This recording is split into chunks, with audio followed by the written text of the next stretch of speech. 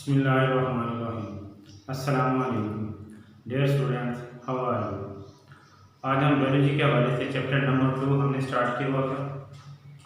Chapter का name है solving biological problem. Solving biological problem, biological problem को हल करना, यानी लिविंग थिंग्स को जो भी मसाइल आते हैं उसको हल करने का एक मेथड होता है, एक तरीक़ाकार होता है, और उस तरीक़ाकार को बोलते हैं हमें बायोलॉजिकल मेथड। प्रीवियस लेक्चर में हमने डिस्कस किया था उसको। तो बायोलॉजिकल मेथड हम डिस्कस कर रहे थे कि बायोलॉजिकल मेथड के जो स्टेप्स हैं, to solve steps for the solving biological problem, solve the biological problem, उसके जो स्टेप्स हम डिस्कस कर रहे थे। तो दो डिस्कस हमने कर लिए थे, दो स्टेप्स हमने recognise the biological problem. First step जो है रिकॉग्नाइज द बायोलॉजिकल प्रॉब्लम, और दूसरा स्टेप था ऑब्जर्वेशन, मुशाहिदा करना। उसकी टाइप भी हमने डिस्कस की, और आज हम तीसरा स्टेप डिस्कस कर रहे हैं। थर्ड स्टेप जो है उस थर्ड स्टेप का नाम है formulation of hypothesis. Formulation of hypothesis, hypothesis formulate, बनाना। हाइपोथेसिस को कैसे बनाया जाता है? हाइपोथेसिस क्या होता है? हाइपोथेसिस मीन मफरूजा। हाइपोथेसिस मीन एक मफरूज़ा बनाया जाता है ऑब्जर्वेशन से। आगे हम अगले स्टेप्स के अंदर एक हम मफरूज़ा बनाते हैं, उसको बोलते हैं मफरूज़ा। तो फॉर्मुलेशन, एक मफरूज़ा कैसे तश्कील देते हैं, कैसे बनाते हैं? तो observation do not become scientific observation. Observation जो है वो साइंटिफिक ऑब्जर्वेशन तब तक नहीं बन सकती, कब तक? जब तक until they are organised and related to question, जब तक उनको ऑर्गेनाइज ना किया जाए, उनको तरतीब ना दिया जाए, and related to the question, और जो क्वेश्चन है, जो बायोलॉजिकल प्रॉब्लम है उससे रिलेट होना चाहिए, उससे हट के नहीं होना चाहिए, बिल्कुल के साथ रिलेटेड कर रहा हो। क्या observation do not become scientific observation. Scientific observation तब तक नहीं बन सकती until they are organised and related to question, question से के साथ रिलेट होना चाहिए उसको। नेक्स्ट है biologist organise his and other observation. अब इसके बाद बायोलॉजिस्ट जो हैं, जो बायोलॉजिकल प्रॉब्लम को हल कर रहे होते हैं, वो क्या करते हैं? ऑर्गेनाइज करते हैं अपनी ऑब्जर्वेशंस को, एंड देन अदर ऑब्जर्वेशन, और दूसरे साइंटिस्ट की ऑब्जर्वेशंस को भी ऑब्जर्व करते हैं और उनको ऑर्गेनाइज करते हैं, उसको यानी तरतीब लगाते हैं। तरतीब लगाने की इनटू डेटा फॉर्म, यानी एक डेटा, डेटा यानी इंफॉर्मेशन, अदाद शुमार जिसको हम बोलते हैं, इंफॉर्मेशन की सूरत में हम उसको तरतीब देते हैं, and make a statement that may be prove to the answer of the biological problem understand. फिर उसके बाद क्या करते हैं? एंड प्रूव द आंसर, और आंसर को प्रूव करने की कोशिश करते हैं, आंसर को सही साबित करने की कोशिश करते हैं। किसको? किसका problem? Biological problem under study. जो प्रॉब्लम है, जो बायोलॉजिकल प्रॉब्लम है जिसको स्टडी कर रहे हैं, तो उसका आंसर जो है उसको साबित करने की कोशिश करते हैं। कैसे करते हैं? अपनी बायोलॉजी, अपनी इंफॉर्मेशन को भी, अपनी ऑब्जर्वेशंस को भी, और दूसरे साइंटिस्ट की ऑब्जर्वेशंस को भी ऑर्गेनाइज करते हैं। ऑर्गेनाइज करने के बाद, तरतीब देने के बाद फिर एक बयान देते हैं, एक यानी नई स्टेटमेंट बनाते हैं, एक नया बयान बनाते हैं, that might be through the answer of the biological problem, यानी जो प्रॉब्लम जिसको स्टडी कर रहे हैं उसका आंसर देने की पूरी कोशिश करते हैं। तो इसकी डेफिनेशन जो है हम करेंगे, सिंपल सी डेफिनेशन है, the tentative explanation of observation is called hypothesis. Tentative explanation of observation is called hypothesis. इसकी छोटी सी डेफिनेशन है, क्या है टेंटेटिव एक्सप्लेनेशन? टेंटेटिव का मतलब होता है वजाहत तलब, यानी ऐसी तफसील जिसके अंदर मजीद और वजाहत चाहिए, यानी ऐसी तफसीलात। एक्सप्लेनेशन का मतलब होता है वजाहत। टेंटेटिव जिसके अंदर और तलब, तहकीक तलब वजाहत जो है वो क्या कहलाती है? ऑब्जर्वेशन की वो हाइपोथेसिस कहलाती है।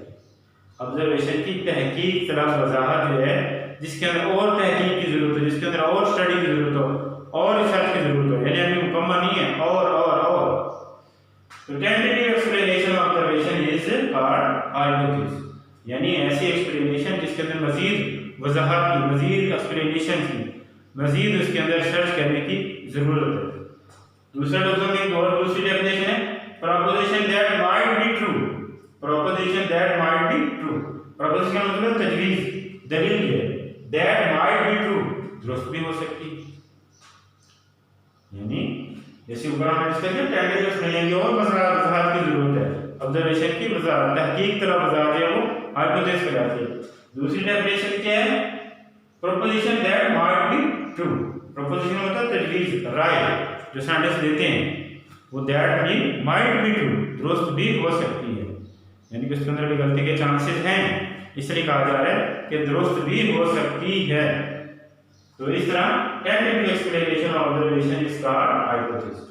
और दूसरी डेफिनेशन क्या है proposition that might be true.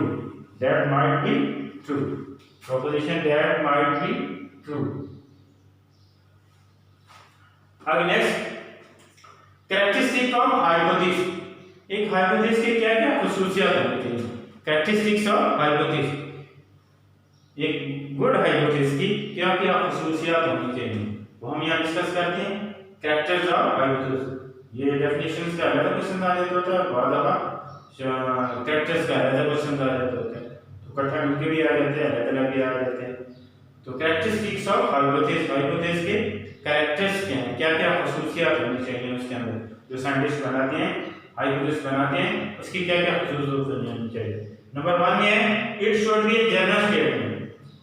It should B a general statement. Hypothesis जो है एक जनरल स्टेटमेंट है, एक आम बयान होना चाहिए, अमूमी बयान होना चाहिए, यानी इसके अंदर कॉम्प्लिकेशन से नहीं होनी चाहिए, एक सादा बयान होना चाहिए।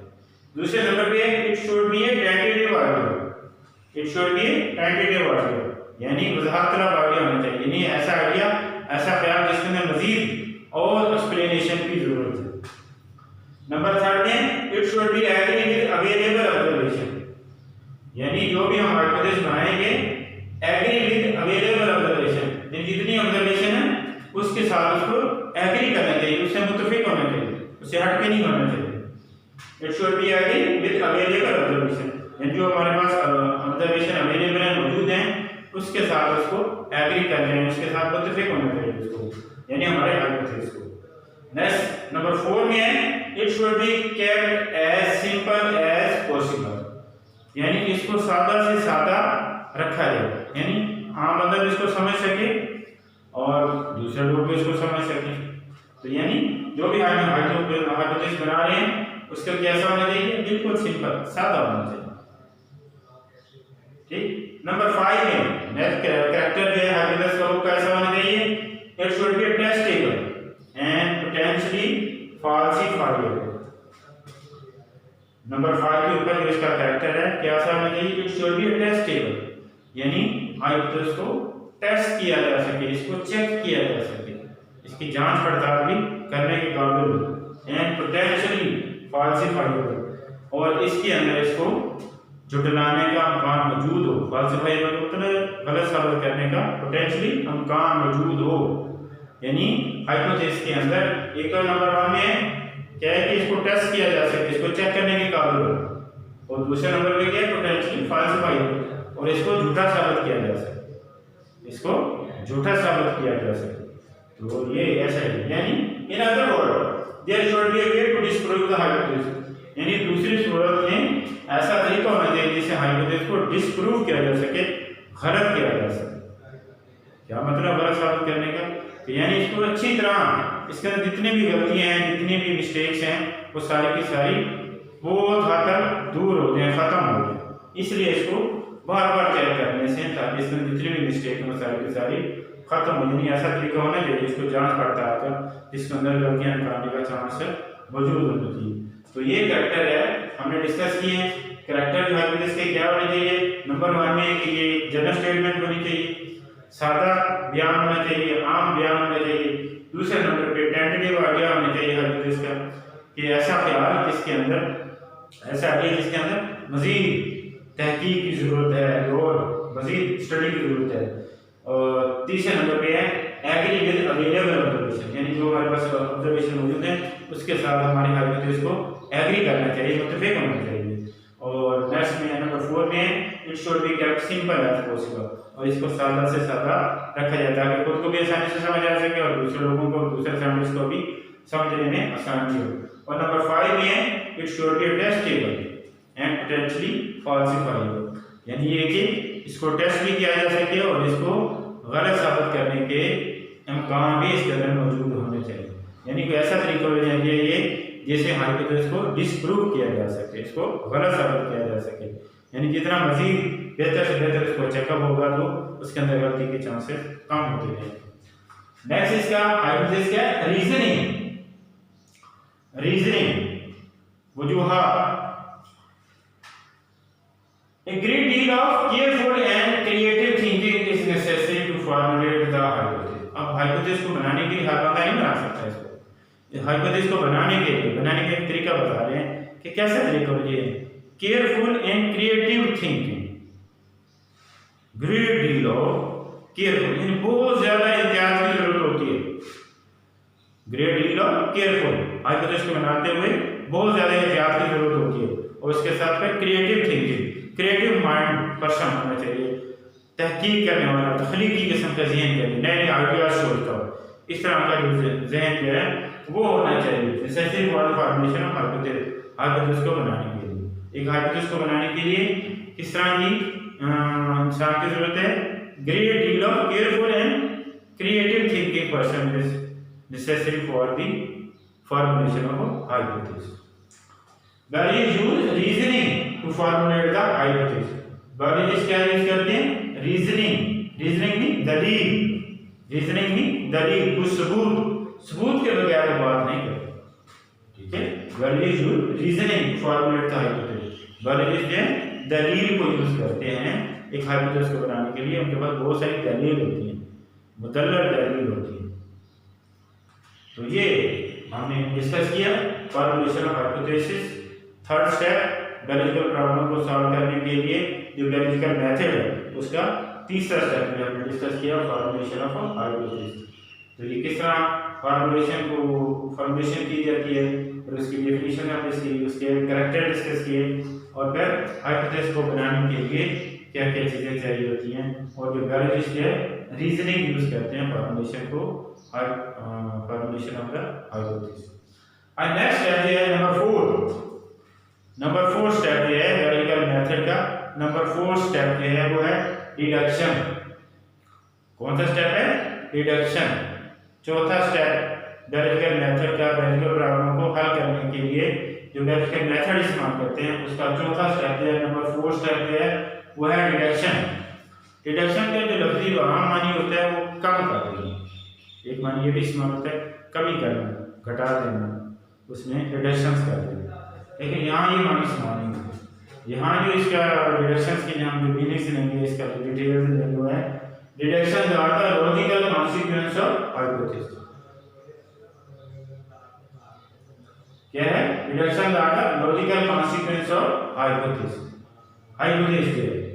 हाइपोथेसिस के मुतवक्किल रिजल्ट, लॉजिकल कॉन्सिक्वेंस। लॉजिक बोलते हैं मंतक, दलील, कोई सबूत। तो deduction are the logical consequence of hypothesis. Hypothesis के बाद ही डिडक्शन की बारी आती है। तो जो है तो इस स्टेप के अंदर बायोलॉजिस्ट जो है वो हाइपोथेसिस से रिजल्ट निकालते हैं। हाइपोथेसिस से जो रिजल्ट निकाल के उसको बाद में क्या करते हैं? Deduction are the logical consequence कहते हैं मुतवक्किल रिजल्ट, ऐसे रिजल्ट जिनकी आने की उम्मीद हो, क्या रिजल्ट आ सकता है, यानी बेहतर से बेहतर क्या रिजल्ट आ सकता है, उसको बोलते हैं डिडक्शन। और वो जो रिजल्ट होते हैं लॉजिकल, किसी दलील के साथ होते हैं, बगैर दलील के, बगैर सबूत के नहीं होते, उसको बोलते हैं लॉजिक। डिडक्शन का लॉजिकल कॉन्सिक्वेंस ऑफ हाइपोथेसिस के मंतकी नताइज को क्या बोलते हैं? डिडक्शन। हाइपोथेसिस के मंतकी नताइज को क्या बोलते हैं? Deduction. For this purpose hypothesis is taken true. इस मकसद के लिए अब डिडक्शन कैसे बनाते हैं? तो इस मकसद के लिए hypothesis is taken true, hypothesis को दुरुस्त माना जाता है। पीछे हमने बताया इसके अंदर गलती के चांसेस हैं, होने चाहिए, लेकिन जब हम हाइपोथेसिस को दुरुस्त मान लें and expected result deduction are drawn from, उसको दुरुस्त मान के, यानी हाइपोथेसिस को दुरुस्त मान से उससे जो मतलब के रिजल्ट है, आने वाले जो रिजल्ट है, एक्सपेक्टेड रिजल्ट, मतलब के रिजल्ट है, जिसको हम डिडक्शन भी बोलते हैं, मतलब के रिजल्ट को डिडक्शन बोलते हैं, वो ड्रा किया जाता है। तो उससे फिर डिडक्शन है वो ड्रा किए जाते हैं। Generally in biological method if a particular hypothesis is true, biological method का नाम तो बियोलॉजिकल मेथड के अंदर क्या होता है, if a particular hypothesis is true then one should expected certain result। तो जब उसको हम पार्टिकल हाइपोथेसिस को हम दुरुस्त तरह से नहीं निकालते हैं तो उससे जो एक्सपेक्टेड रिजल्ट होते हैं वो भी सर्टेन रिजल्ट है, मखसूस रिजल्ट मिलता है। This involve the use of if and then logic. तो इसके लिए हम इफ और देन की लॉजिक मंतक यूज करते हैं, इफ एंड देन की लॉजिक इस्तेमाल करते हैं। तो इसके एग्जांपल्स के अंदर है कैसे हम इसके एग्जांपल में बड़ी मजीद लोग आपको देंगे इफ और देन के लॉजिक इस्तेमाल करते हैं। तो इसकी एग्जांपल ऐसे है कि बहुत सारे एक्सपेरिमेंट्स ऐसे होते हैं जो जिनको जो बायोलॉजिस्ट हैं बार बार चेक नहीं कर सकते। तो उन्होंने एक एक्सपेरिमेंट्स किया होता है कि अगर प्लांट सेल के हर प्लांट सेल के अंदर न्यूक्लियस मौजूद होता है, एक उन्होंने टेस्ट किया है कि प्लांट सेल के हर सेल के अंदर न्यूक्लियस मौजूद होता है। तो फिर जब भी वो टेस्ट करेंगे, मजीद किसी भी पौधे के सेल को टेस्ट करेंगे तो उसके अंदर वो न्यूक्लियस मौजूद होगा। कैसे? If examine cell from the blade of grass, if examine the cell from the blade of grass, यानी एक घास है, घास के पत्ते को लेके उसका सेल को टेस्ट किया है, तो then each cell will have nucleus, तो इसके हर सेल के अंदर न्यूक्लियस मौजूद होगा, हर सेल के अंदर न्यूक्लियस मौजूद होगा। If examine cell from the blade of the grass, यानी ग्रास या घास है उसके पत्ते को हम टेस्ट करेंगे, एग्जामिन में टेस्ट करेंगे सेल को, तो देन ईच सेल है तो हर सेल के अंदर न्यूक्लियस मौजूद होगा। तो ये अब दूसरे एग्जांपल है जो आगे हम डिटेल के साथ डिस्कस करेंगे, मलेरिया वाली है, मलेरिया वाला टॉपिक है, प्रॉब्लम है, मेडिकल प्रॉब्लम है। इस प्रॉब्लम को हल करने के लिए जो हमारे पास काफी डिटेल्स हैं तो हम डिस्कस करेंगे नेक्स्ट लेक्चर्स के अंदर। If the Plasmodium is cause of malaria, if the Plasmodium is cause of malaria, अगर प्लाज्मोडियम मलेरिया की वजह है, प्लाज्मोडियम एक माइक्रो ऑर्गेनिज्म है जो मलेरिया वाले पेशेंट के खून के अंदर, ब्लड के अंदर मौजूद होता है। तो अगर plasmodium is a cause of malaria then all the person ill with malaria should have plasmodium in their blood. अगर प्लाज्मोडियम ही मलेरिया की वजह है तो जितने लोग मलेरिया से बीमार होते हैं, all person ill with malaria, malaria से बीमार होते हैं, उन सभी के खून के अंदर प्लाज्मोडियम मौजूद होना चाहिए। ये है डिडक्शन। तो आगे मलेरिया वाले एग्जांपल के अंदर हम इसको डिटेल के साथ डिस्कस करेंगे। तो ये हमने फोर्थ टॉपिक जो है, फोर्थ स्टेप जो है हमने डिस्कस किया है बायोलॉजिकल प्रॉब्लम को हल करने के लिए जो हमारे पास बायोलॉजिकल मेथड होता है उसके हमने आगे 2 स्टेप्स हमने प्रीवियस लेक्चर में डिस्कस किए थे और 2 स्टेप हमने आज वाले लेक्चर के अंदर डिस्कस किए। तो थर्ड स्टेप कौन सा है? फॉर्मुलेशन ऑफ हाइपोथेसिस, उसकी डेफिनेशन हमने की, फिर उसकी जनरल कैरेक्टर, हाइपोथेसिस को बनाने के लिए किस तरह के इंसान की जरूरत होती है, और बायोलॉजिस्ट रीजनिंग यूज करते हैं फॉर्मुलेशन ऑफ द हाइपोथेसिस। फिर नेक्स्ट स्टेप जो 4th स्टेप है डिडक्शन। डिडक्शंस क्या होते हैं? Deductions are the logical consequence of hypothesis. Hypothesis के जो मंतकी नतीजे होते हैं, दलील के साथ जो एक्सपेक्टेड रिजल्ट होते हैं, मतलब के रिजल्ट होते हैं, उसको बोलते हैं हमें डिडक्शन बोलते हैं। तो इसके लिए साइंटिस्ट जो हैं वो इफ और देन की लॉजिक इस्तेमाल करते हैं, इफ और देन की लॉजिक इस्तेमाल करते हैं। 2 एग्जांपल हमने डिस्कस किए हैं। If examine the cell from the blade of grass then each cell have a nucleus. तो जो बायोलॉजिस्ट हैं प्लांट सेल को टेस्ट करते हैं तो हर सेल के अंदर न्यूक्लियस मौजूद होता है। तो फिर अगर वो किसी भी ग्रास के, किसी भी और पौधे के सेल को टेस्ट करेंगे, पत्ते को या अदर सेल्स को, तो हर सेल के अंदर न्यूक्लियस मौजूद होगा। और दूसरे नंबर हमने डिस्कस की मलेरिया पेशेंट की, if Plasmodium is a cause of malaria then all the person ill with malaria have plasmodium in their blood। अगर प्लाज्मोडियम ही मलेरिया की वजह है तो मलेरिया से जितने लोग भी बीमार होते हैं उन सब के खून के अंदर प्लाज्मोडियम मौजूद होना चाहिए। तो ये दो एग्जाम्पल हमने डिस्कस की। इसकी मजीद हम बैक्टीरियल प्रॉब्लम एक हमारे पास है मलेरिया, तो उसको जब हम डिस्कस करेंगे उसके अंदर मजीद इसकी डिटेल आएगी, तो देन हम मजीद उसको डिस्कस करेंगे। तो थैंक यू फॉर वॉचिंग। अल्लाह हाफिज़।